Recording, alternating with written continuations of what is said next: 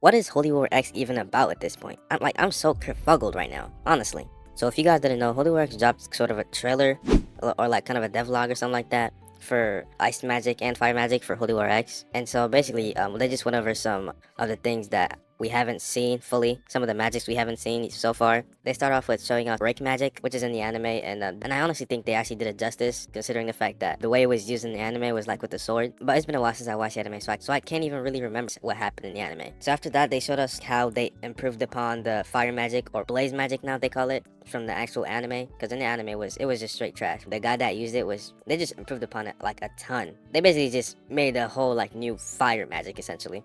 It's not even canon at this point. They showed us how fire is going to be for like combo extending. They showed us how fire magic is a mix between PvP and PvE skills. They showed us like the lock-on system, and they did say the lock-on system was only for PvE and not for PvP. So that is good. At least I'm not gonna be yelling at my monitor because somebody uses aimbot or something. So that's good. They also showed us the comparisons between the fire magic before and how much it's actually improved now.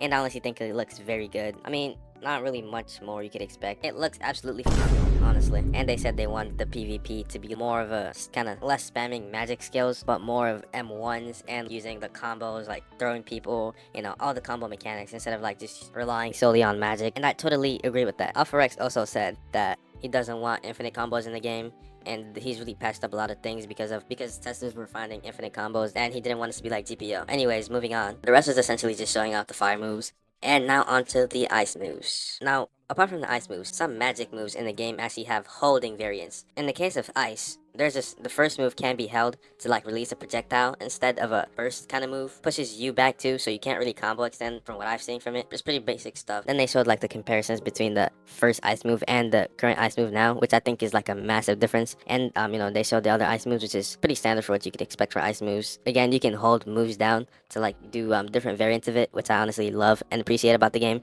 Skipping over the ice moves. So there's only 4 magic moves, right? And of those 4 magic moves, you have an ult for the certain magic. So flame is like a big flame ball. Ice is a cutscene move. You get cut like 1,000 times or something. It honestly looks really nice compared to how it was before. Now that was basically it for most of the actual showcase video, showing off the blaze and ice magic. Now the good part is actually towards the end of the video where he says that you can actually get good races from like in-game progression and stuff. So it's not just like a spinning for good races. It's not going to be like pay to win or something, which was honestly a red flag for me. And spinning will still be a thing in the game. You can still get other races besides the spins now, which is, you know, which is honestly really good. Then he showed us like a cutscene move, the ultimate for the actual thunder move, which I believe is a mythical, which honestly looks just really good. Like you can't tell me otherwise. This is like untextured, no color, just animation, and it honestly looks really good. Then we get to see like an actual clip of Galaxy Impact.